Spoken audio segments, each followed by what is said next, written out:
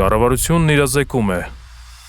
Իսկ դուք գիտեք, որ ձեր վճարած ուսման վարձի դիմաց պետությունից կարող եք ստանալ մինչև 100,000 դրամ փոխհատուցում, իսկ ատամնաբուժական ծախսի դիմաց մինչև 50,000 դրամ փոխհատուցում, բայց դրանց հանրագումարը չի կարող գերազանցել տարեկան 100,000 դրամը։ Այո, եթե դուք ներկայացնում եք եկամուտների հայտարարագիր եւ եկամտային հարկ վճարող եք, ապա ձեր եկամտային հարկի գումարից կարող եք ստանալ փոխհատուցում, եթե հաշվետու տարվա ընթացքում կատարել եք կրթական եւ առողջապահական սոցիալական ծախսեր։ Հնարավորությունից կարող եք օգտվել ինչպես ձեր, այնպես էլ ձեր ընտանիքի անդամների համար կատարած սոցիալական ծախսերի դեպքում։ Կարևոր է իմանալ, որ փոխհատուցումից օգտվելու համար սոցիալական ծախս կատարելիս պարտադիր է ծառայություն մատուցողից պահանջել հաշվարկային փաստաթուղթ (invoice) եւ վճարումները կատարել բացառապես անկախիկ եղանակով։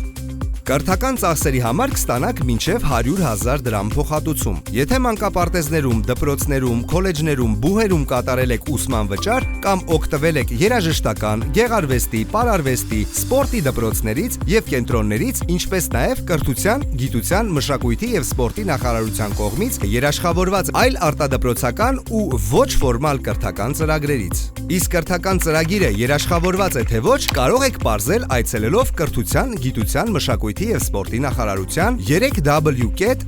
3w.escs.am պաշտոնական կայքի սոցիալական կրեդիտ բաժին։ Օգտակար տեղեկություն դպրոցահասակ երեխաներ ունեցողների համար։ Փոխհատուցման ենթակա են նաեւ 5-ից 12-րդ դասարանների դասագրքերի վարձակալության վճարները։ Յուրաքանչյուր աշակերտի համար տարեկան 3,000 դրամի չափով։ Այս դեպքում վճարումը կարող եք կատարել կանխիկ, իսկ հաշվարկային փաստաթուղթ պահանջելու կարիք չկա։ Իսկ առողջապահական ծախսերի համար կստանաք մինչև 50,000 դրամ փոխհատուցում։ Եթե Հայաստանում գործող ապահովագրական որևէ ընկերությունից ձեռք եք բերել առողջության ապահովագրական փաթեթ կամ վճարել եք ատամնաբուժական ծառայությունների համար։ Բայց հիշեք, որ ձեր եւ ձեր ընտանիքի անդամների համար կատարած բոլոր ուղղություններով փոխհատուցվող սոցիալական ծախսերի հանրագումարը չպետք է գերազանցի տարեկան 100,000 դրամը։ Ի դեպ, եթե դուք օգտվում եք հիփոթեկային վարկի կամ ուսման վարձի կամ շահաբաժնի մասով եկամտային հարկի վերադարձի հնարավորությունից, ապա կարող եք օգտվել սոցիալական ծախսի փոխհատուցումից։ Եթե հաշվետու տարվա համար վճարած եկամտային հարկի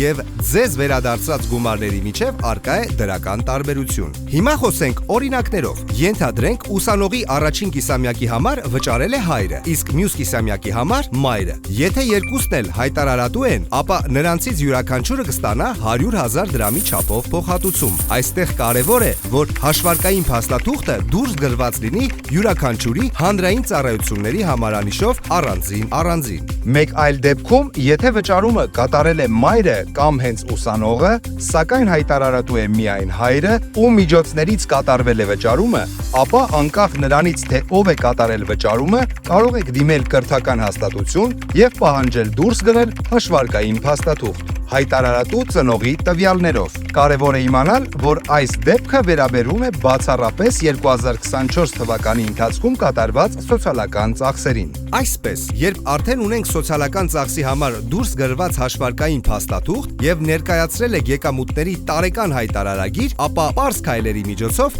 հենց նույն համակարգով, որով հանձնել եք հայտարարագիրը, կարող եք ուղարկել դիմում եւ ստանալ փոխհատուցման գումարը։ Դիմումի ներկայացման քայլերին կարող եք ծանոթանալ սկանավորելով էկրանին պատկերված QR կոդը։ Եղեք իրազեկ, օգտվեք սոցիալական ծախսերի փոխհատուցումից։ Պետական եկամուտների կոմիտե։